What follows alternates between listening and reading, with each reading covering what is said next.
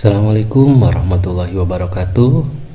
Rekan-rekan sekalian, pada kesempatan ini kita akan melanjutkan proses pembelajaran pendidikan kompetensi profesi mengenai struktur dan fungsi organ. Sebagaimana yang telah kita pelajari kemarin, di struktur dan fungsi organ, kita telah mempelajari tentang struktur organ, letak organ, fungsi organ, gangguan fungsi organ. Dan pada kesempatan ini kita akan melanjutkan pembelajaran kita di hubungan antar organ. Rekan-rekan sekalian, kemarin kita sudah sama-sama mempelajari bahwa manusia itu tersusun yang awalnya dari partikel yang terkecil yang disebut dengan atom. Kemudian atom bergabung dengan atom membentuk molekul, dan molekul dengan molekul bergabung menjadilah sel. Sel inilah rekan-rekan sekalian yang menjadi unit fungsional terkecil dari organisme, dalam hal ini adalah manusia. Sel-sel yang sejenis ini akan membentuk jaringan, dan jaringan akan membentuk organ, kemudian membentuk sistem organ. Gabungan dari sistem organ menjadi organisme manusia. Sistem berasal dari bahasa Latin sistema dan bahasa Yunani sustema. Pengertian sistem secara bahasa adalah suatu kesatuan yang terdiri di atas komponen atau elemen yang dihubungkan bersama untuk memudahkan aliran informasi, materi, atau energi untuk mencapai satu tujuan. Sehingga berbicara sebuah sistem, apabila salah satu elemen terganggu, maka ini akan mengakibatkan gangguan dari fungsi sistem tersebut. Manusia merupakan kesatuan dari sel, jaringan, organ, dan sistem organ. Manusia merupakan bagian dari sistem kehidupan semesta jagat raya. Organ dan sistem kehidupan dalam manusia saling mempengaruhi. Jika salah satu bagian tubuh terganggu, maka akan mempengaruhi bagian tubuh yang lain dan dapat mengganggu kesehatan tubuh secara keseluruhan. Maka dari itu, untuk mengembalikan kondisi tubuh agar sehat, harus dilakukan pengembalian keseimbangan yang dinamis baik di dalam tubuh maupun keseimbangan manusia dengan alam. Rekan-rekan sekalian, manusia ini sebagai bagian dari semesta. Konsep ini dikenal dengan konsep holistik yang berasal dari kata whole dalam bahasa Inggris, yaitu seluruh. Konsep holistik ini yaitu sebuah cara pandang segala segi kehidupan secara menyeluruh sebagai kesatuan yang utuh, bukan parsial. Semua yang ada di alam semesta merupakan satu kesatuan: tanah, air, udara, langit, binatang, tumbuh-tumbuhan, manusia, dan lain-lain. Ini merupakan bagian dari kesatuan alam semesta. Sehingga apabila salah satu unsur yang ada di semesta ini terganggu, maka keseluruhan sistem juga akan terganggu, rekan-rekan sekalian. Manusia dan semesta. Alam semesta itu disebut dengan makrokosmos, sementara bagian-bagiannya itu disebut mikrokosmos. Dan sama halnya, semesta jagat raya itu adalah makrokosmos dan manusia ini sebagai mikrokosmos. Bagian-bagian merupakan kesatuan yang lebih kecil dan seterusnya sampai terkecil. Tidak ada benda yang berdiri sendiri secara mutlak. Semua yang ada di alam semesta terbentuk karena saling berhubungan. Bagian-bagian yang bekerja sama dalam kesatuan dengan keseimbangan yang dinamis. Holistik. Holistik adalah satu cara pandang yang menyeluruh. Dalam konteks manusia, dalam konteks Gusmus Raksa Jasad, keseimbangan kehidupan manusia itu meliputi keseimbangan spiritual, edukasi, sosial, finansial, dan healthy. Untuk mendapatkan hasil yang optimal dalam penata laksanaan gangguan keseimbangan pada pengguna jasa layanan, maka cara mengatasi gangguan atau cara pandang mengatasi gangguan maka haruslah itu dilakukan secara menyeluruh, tidak berdasarkan bagian per bagian atau tidak berdasarkan gangguan organ per organ saja, tapi harus melihat dari konteks manusia secara keseluruhan. Rekan-rekan sekalian, untuk memudahkan cara pandang kita dalam hubungan antar organ, ada sebuah teori yang disebut dengan teori pergerakan 5 unsur. Teori ini menjelaskan tentang hubungan antar unsur-unsur yang ada di alam semesta, termasuk unsur-unsur kehidupan di dalamnya. Dalam semesta ini ada 5 unsur yang saling berhubungan, yaitu kayu, api, tanah, logam, dan air.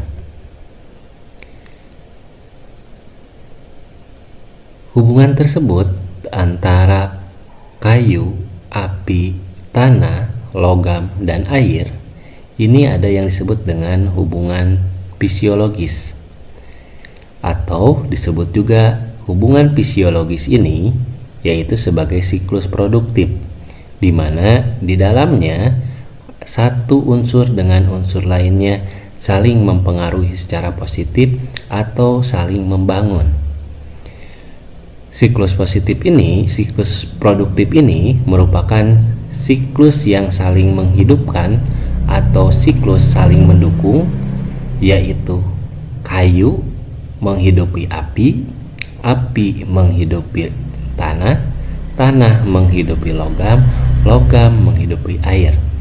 Kemudian kembali ke awal. Dan inilah yang disebut dengan siklus produktif. Namun, dalam hubungan fisiologis ini juga ada yang disebut dengan hubungan membatasi atau mengontrol, di mana kayu mengontrol tanah agar tidak menjadi erosi, tanah mengontrol air agar tidak meluap dengan cara membendung, air membatasi api supaya kobaran apinya tidak terlalu besar, dan api membatasi logam. Ini adalah hubungan fisiologis yang terbangun di alam semesta ini.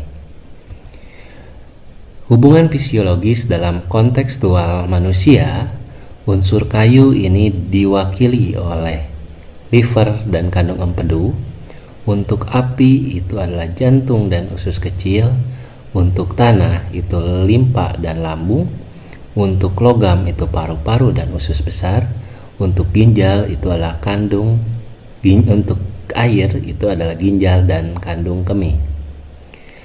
Liver menghidupi jantung, jantung menghidupi limpa, limpa menghidupi paru-paru, dan paru-paru menghidupi ginjal.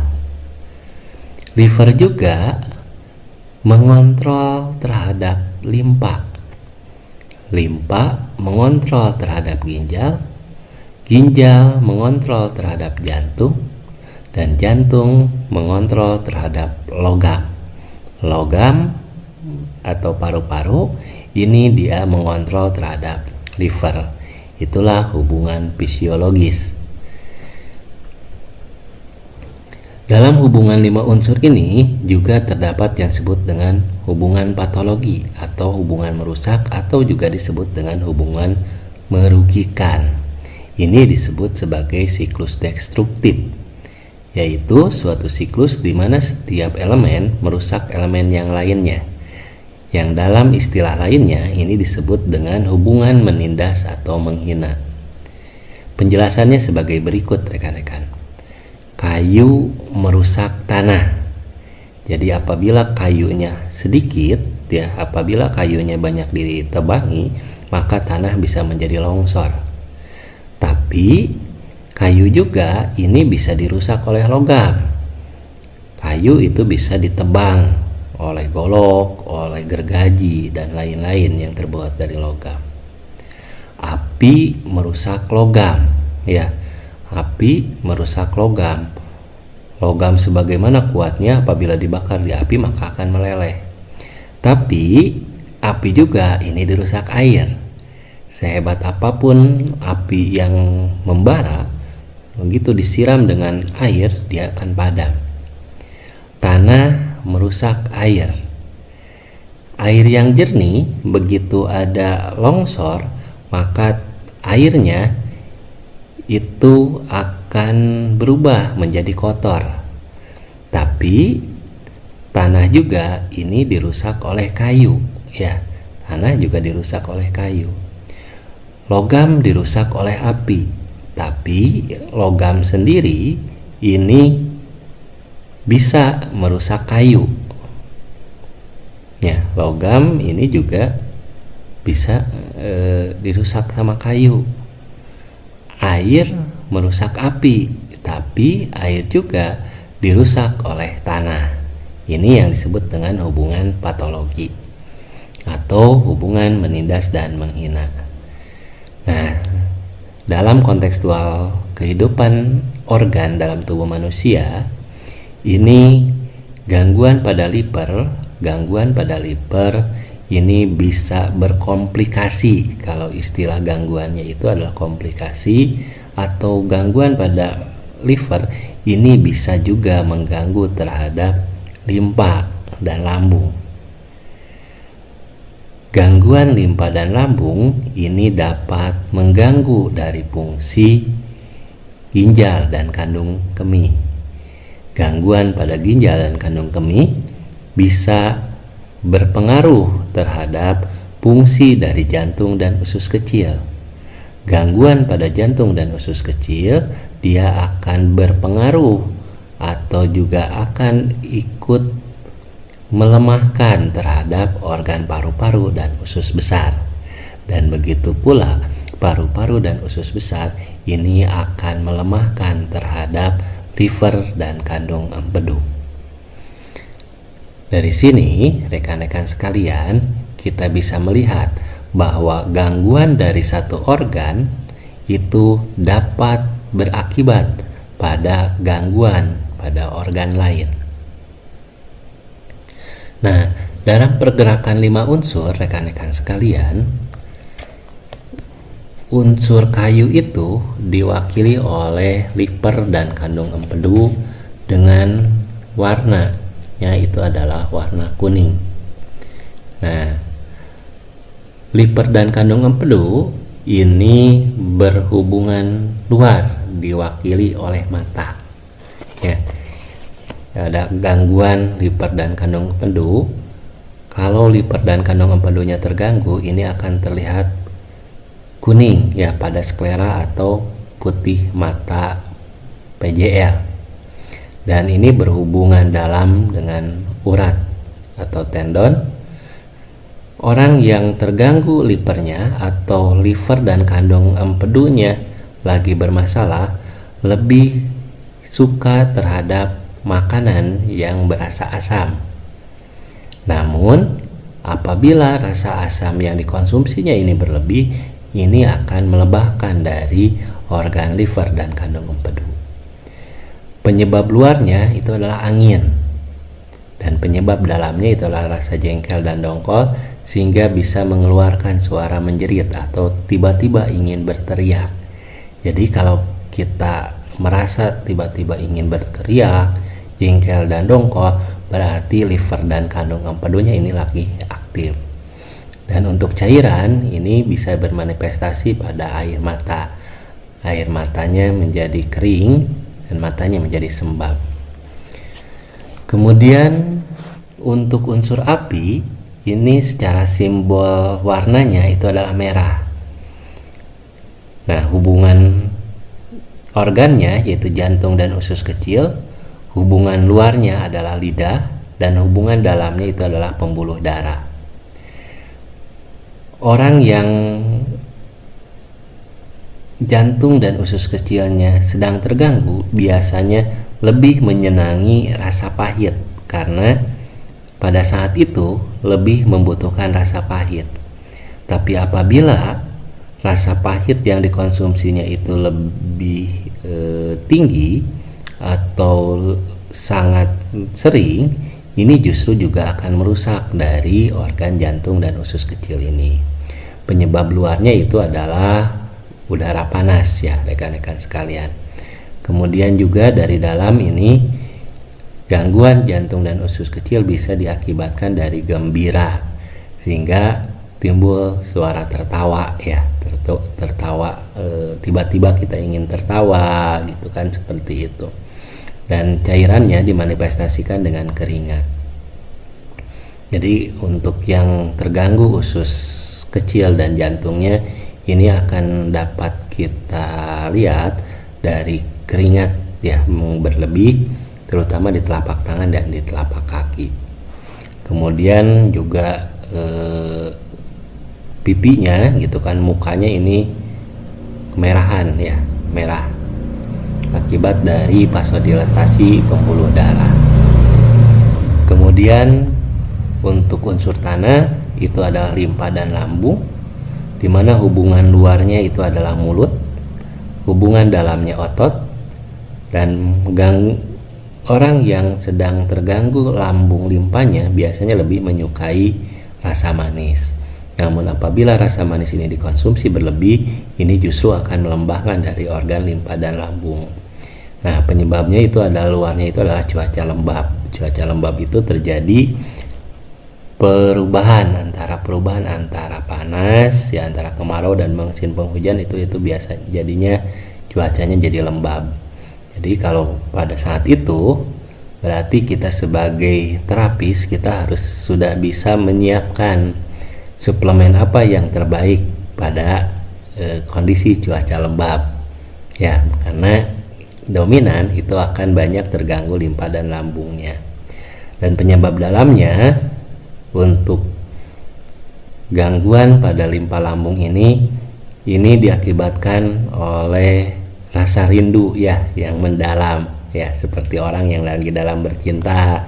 Jadi kalau orang-orang yang lagi bercinta ya, orang-orang yang lagi puber, nah ini sebetulnya organ limpa dan lambungnya ini lagi aktif ya, dan manifestasi dalam cairannya itu adalah cairan air liur ya. Jadi air liurnya biasanya produksinya lebih banyak dari biasanya, sehingga kondisi seperti ini mengakibatkan flora normal dalam mulut ini berubah ya, yang awalnya bagus untuk membantu proses mengunyah, ini berubah menjadi suasana yang tidak baik, sehingga bakteri baik ini berubah menjadi bakteri jahat, sehingga sering ditemukan pada gangguan lambung dan limpa ini mulutnya kering ya, mulutnya kering. Kemudian juga suka muncul yang disebut dengan stomatitis ya. Nah, untuk unsur logam, untuk warna putih ya, warna putih ini pada unsur tanah ini menggambarkan kondisi di mana begitu nutrisinya itu tidak terpenuhi, maka si sel-sel itu tidak akan mendapatkan suplai makanan yang cukup, sehingga ini mengakibatkan wajahnya pucat ya, wajahnya pucat. Nah, ini digambarkan dengan warna putih. Kemudian untuk paru-paru dan usus besar ini mewakili unsur logam. Hubungan luarnya adalah dengan hidung, hubungan dalamnya itu adalah kulit ya. Kesukaannya pada saat paru-paru dan usus besarnya ini sedang terganggu atau sedang aktif, ini orang lebih menyenangi rasa pedas ya, pengennya yang pedas-pedas terus gitu kan. Nah, namun kalau misalkan rasa pedasnya itu terlalu banyak atau berlebihan, ini bahkan bisa mengakibatkan lemahnya organ paru-paru dan usus besar ini. Jadi kalau kita mendapatkan PJL, begitu ditanya, saya mah lebih senangnya sekarang itu pedas, pengennya petis. Nah, kita sudah bisa memprediksi bahwa yang bersangkutan itu paru-paru dan usus besarnya lagi bermasalah. Nah, penyebab luarnya itu adalah kering. Pada saat kemarau berkepanjangan biasanya terjadi gangguan paru-paru dan usus besar nih, lebih banyak terjadi maksudnya. Nah, penyebab dalamnya itu adalah khawatir dan sedih, sehingga cenderung menangis ya, dari suaranya menangis, kemudian banyak keluar cairan ingus. Jadi pada saat ini rekan-rekan sekalian, paru-paru itu kan kita tahu sebagai ini oksigen ya, sebagai suplai oksigen. Nah, oksigennya kurang gitu kan, karena kondisi kering ini mengakibatkan hiperaktif dari silia atau bulu-bulu getah di hidung. Nah, gerakan hiperaktif inilah yang memancing keluarnya banyak cairan ingus ya, seperti itu. Kemudian karena oksigennya ini tidak masuk ya, karena oksigennya tidak kurang, otomatis kulit itu menyebabkan bersisik ya, kulit kering dan bersisik. Karena fungsi paru-paru dan usus besarnya terganggu ya. Selain dari oksigen juga kita tahu bahwa usus besar itu fungsinya adalah di dalam hal menyerap dan menyalurkan kembali cairan air ya. Kemudian untuk yang selanjutnya itu adalah unsur air. Unsur air itu diwakili oleh ginjal dan kandung kemih. Nah, ginjal dan kandung kemih ini melambangkan hubungan luarnya itu adalah telinga dan hubungan dalamnya itu adalah tulang. Pada saat ginjal dan kandung kemihnya ini terganggu, orang akan lebih menyenangi rasa asin. Namun seperti halnya yang tadi, begitu rasa asinnya itu banyak dikonsumsi, maka ini akan mengganggu ginjal dan kandung kemih. Sehingga untuk yang gangguan ginjal itu biasanya dietnya itu adalah diet rendah garam. Kemudian penyebab luarnya itu adalah dingin ya, cuaca dingin yang ekstrim itu bisa melemahkan terhadap ginjal dan kandung kemih. Penyebabnya itu adalah dari dalam itu adalah takut, sehingga cenderung mengeluarkan suara merintih, dan cairannya itu berhubungan dengan kotoran telinga. Jadi rekan-rekan sekalian, pada saat ginjal itu berfungsi dalam metabolisme cairan, terutama dalam filtrasi ya, dalam filtrasi cairan. Nah, proses ini begitu ini terganggu, maka akan mengakibatkan penumpukan racun di tubuh manusia ya, yang sangat nampak itu adalah di kulit. Orang-orang yang dalam gangguan ginjal itu biasanya kulitnya menjadi hitam ya, kehitam-hitaman. Ini adalah salah satu ciri dari gangguan ginjal. Selain itu juga kehitaman itu bisa nampak di kelopak mata juga, itu akan nampak kehitaman. Kemudian gangguan ginjal kandung kemih ini membuat selaput di telinga itu menjadi membrannya itu tidak elastis ya. Nah, ketidakelastis inilah yang mengakibatkan sering terjadi keluhan tinnitus atau mendengung pada PJL, dan terjadinya cerumen plak atau kotoran telinga yang keras gitu kan. Nah, tadi dari filtrasi cairan tubuh tadi yang akibat dari fungsi ginjalnya yang tidak sempurna, ini mengakibatkan juga proses metabolisme kalsium juga dalam tubuh menurun, sehingga pada gangguan ginjal kandung kemih ini bisa mengakibatkan tulang keropos ya, seperti itu. Nah, itu rekan-rekan sekalian teori pergerakan 5 unsur. Jadi dari sini rekan-rekan sekalian kita bisa melihat ya gangguan apa yang mungkin terjadi apabila unsur dalam tubuh yang tadi telah diterangkan ini terganggu. Jadi misalkan kita mendapatkan PJL dengan keluhan sakit pada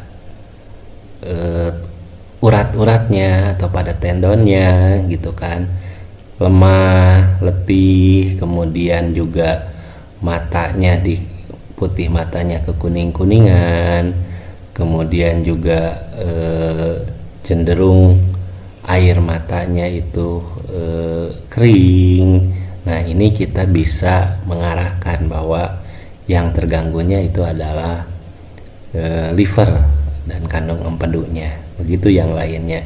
Jadi kalau kita melihat ada orang yang senang pengennya itu manis terus gitu kan, nah berarti kita harus hati-hati, limpa dan lambungnya akan terganggu. Atau mungkin para bapak-bapak yang senangnya kopi terus, kopi pahit terus gitu kan, kalau berlebihan maka jantung dan usus kecilnya ini terganggu. Ini yang disebut dengan teori pergerakan 5 unsur, yang apabila ditabelkan rekan-rekan sekalian, ini untuk memudahkan ini kita bisa pelajari dari tabel ini ya, berdasarkan unsur-unsurnya. Oke, itu adalah hubungan antar organ berdasarkan keterkaitan antara satu organ dengan organ yang lainnya. Kemudian ini ada satu pendekatan lagi untuk memahami kontekstual manusia, yaitu dengan pendekatan yin dan yang. Nah, yin dan yang ini berdasar dari bahasa Cina ya, yin itu bayangan dan yang itu adalah cahaya. Nah, dalam konteks ini, dalam kontekstual yin dan yang ini ada dua aspek yang mendominasi kehidupan alam yang saling bertentangan. Ada terang, gelap, panas, dingin, tinggi, rendah, laki-laki, perempuan, atas, bawah, kanan, kiri, dan sebagainya. Jadi setiap benda di alam ini selalu mempunyai dua aspek yang berlawanan tapi saling terkait dan saling mempengaruhi, bergerak dinamis dalam kesatuan tapi tidak mutlak ya. Oke, yin dan yang dalam kontekstual manusia berdasarkan sudut pandang Gusmus Raksa Jasad. Manusia itu terdiri dari unsur jiwa atau psiko dan unsur raga atau tubuh atau disebut juga somato. Setiap keadaan jiwa ini akan mempengaruhi keadaan tubuh dan begitu juga sebaliknya. Nah, gangguan fisik yang lama ini akan mengakibatkan gangguan pada jiwa. Ini dikenal dengan istilah somatopsikis. Dan gangguan jiwa yang berlarut-larut ini juga akan mengakibatkan gangguan pada tubuh, disebut sebagai psikosomatis. Nah, kita akan mempelajari tentang jiwa manusia. Kalau tadi kita mempelajari tentang tubuh melalui struktur organnya, kita sekarang akan sedikit mempelajari tentang jiwa. Dalam jiwa itu ada yang disebut dengan emosi. Emosi itu adalah merupakan reaksi terhadap situasi tertentu oleh tubuh. Hal ini merupakan hasil berpikir tentang kondisi yang khusus, yang mana ada keterkaitan antara aktivitas berpikir dan hasil dari persepsi terhadap kondisi. Ini adalah menurut Pres 99 ya rekan-rekan sekalian. Jadi emosi ini merupakan reaksi terhadap suatu kondisi oleh tubuh, yang ini merupakan hasil berpikir terhadap kondisi yang khusus di mana ada keterkaitan antara aktivitas berpikir dan hasil dari persepsi terhadap kondisi tersebut. Misalkan begitu orang pada waktu kecilnya itu takut terhadap atau ditakut-takuti oleh ulat bulu ya. Nah, semakin besar dia persepsikan bahwa itu adalah hal yang menakutkan, sehingga pada waktu besarnya begitu ada ulat bulu dia menjadi ketakutan yang berlebih terhadap ulat bulu tersebut atau dikenal dengan fobia. Nah, emosi yang ada di dalam diri seseorang acap kali menjadi hambatan bagi seseorang untuk melakukan perubahan diri. Jadi kalau dulu udah merasa dicapnya, saya mah tidak bisa, saya mah nggak becus gitu kan dalam kegiatan ini gitu kan, dan itu tertanam dalam dirinya, ini membuat seseorang itu sangat sulit untuk melakukan perubahan diri. Namun emosi ini juga ada yang bersifat positif seperti gembira, cinta, bahagia gitu kan. Tapi ada juga emosi yang bersifat negatif seperti sedih, takut, marah, kecewa, tidak percaya diri. Nah, emosi itu ada rekan-rekan sekalian, sebetulnya ini adalah sebuah respon pertahanan diri atau disebut dengan defense mechanism. Jadi begitu ada stimulus yang tidak mengenakan, maka manusia itu atau makhluk hidup ya itu akan bereaksi ya. Reaksinya itu dipengaruhi oleh tadi cara aktivitas berpikir dalam otak ya. Nah, untuk memahami bagaimana emosi itu terjadi, ini tidak akan terlepas dari reaksi otak ya rekan-rekan sekalian. Jadi proses reaksi otak terhadap satu stimulus ancaman baik secara fisik atau psikologis itu akan direspon oleh yang namanya amigdala dalam otak kita. Nah, amigdala ini akan mengeluarkan alarm sistem untuk mengeluarkan hormon. Nah, hormon ini adalah zat kimia yang sifatnya bisa memicu terhadap pergerakan organ atau memicu terhadap pengeluaran zat-zat kimia untuk mempercepat reaksi sebuah aktivitas metabolisme gitu kan. Nah, pengeluaran hormon ini bermaksud untuk dilakukannya reaksi cepat oleh tubuh. Jadi misalkan begitu seseorang itu takut, berarti respon tersebut akan ditangkap oleh amigdala untuk mengeluarkan alarm sistem. Oh, saya takut, sehingga hormon yang dikeluarkan itu bisa berupa hormon adrenalin misalkan. Sehingga dengan adanya hormon adrenalin dia bisa bereaksi cepat ya. Nah, reaksi cepatnya itu adalah berupa fight atau flight. Apakah dia akan melawat dengan bertarung misalkan kan dengan yang ditakutinya itu, atau dia akan lari. Nah, ini adalah fight and flight sesuai dengan yang tadi dipersepsikannya gitu kan oleh seseorang tersebut. Nah, ini adalah respon normal. Setiap individu, setiap orang, setiap makhluk hidup akan melakukan hal yang seperti ini ya, seperti itu. Terutama manusia. Namun kejadian yang berlangsung lama atau berulang ini akan mengakibatkan gangguan organ. Nah, dalam rumusan Gusmus Raksa Jasad ada yang dikenal dengan raksa jiwa, di mana emosi yang berkepanjangan tersebut ini ternyata bisa mengganggu atau menstimulasi terjadinya gangguan organ ya. Misalkan sedih berkepanjangan, itu organ yang terganggunya itulah paru-paru, limfa, dan liver. Takut berkepanjangan, organ yang terganggunya usus besar, lambung atas, lambung tengah. Marah berkepanjangan, itu selaput jantung, lambung tengah, lambung bawah. Kecewa berkepanjangan, trip pemanas, kandung empedu. Tidak percaya diri berkepanjangan, itu jantung, usus kecil, kandung kemih. Dan kalau kita sambungkan dengan fenomena organ tadi, ini sangat nyambung sendiri sekali gitu kan rekan-rekan sekalian.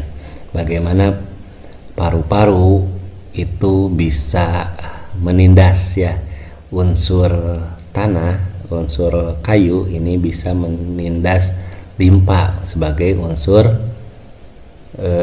paru-paru sebagai unsur logam ini, dia tadi bisa menindas yang namanya liver ya, seperti itu sebagai unsur kayu gitu kan, logam bisa menindas unsur kayu. Ini sangat nyambung sekali dengan rumusan yang tadi, sehingga rekan-rekan sekalian begitu luar biasanya ya keilmuan Gusmus Raksa Jasad ini. Jadi kalau disambungkan secara ilmiah ini sangat ilmiah sekali. Oke, begitu rekan-rekan peserta PKP yang berbahagia. Jadi bisa kita simpulkan bahwa yang pertama, manusia itu adalah makhluk yang unik. Perlakuan terhadap seseorang ini rasanya itu akan berbeda-beda terhadap apa yang dirasakannya. Itulah yang disebut dengan unik ya. Manusia merupakan satu kesatuan sistem yang utuh, dan manusia juga menjadi subsistem dari semesta jagat raya. Perubahan subsistem ini akan mempengaruhi terhadap sistem secara keseluruhan, sehingga penanganan pada pengguna jasa layanan haruslah dilihat secara holistik. Demikian rekan-rekan sekalian, materi yang bisa kita sharingkan pada kesempatan kali ini. Mudah-mudahan pemahaman tentang struktur dan fungsi organ serta hubungan antara organ ini membuat cara pandang kita terhadap penanganan pengguna jasa layanan ini menjadi lebih baik, bahwa penanganan pengguna jasa layanan itu tidak bisa dilakukan secara parsial, tapi harus dilakukan secara menyeluruh. Terima kasih atas segala perhatiannya. Saya Dadang Kusmayadi mengucapkan terima kasih yang segala-galanya dan mohon maaf atas segala kesalahannya. Assalamualaikum warahmatullahi wabarakatuh.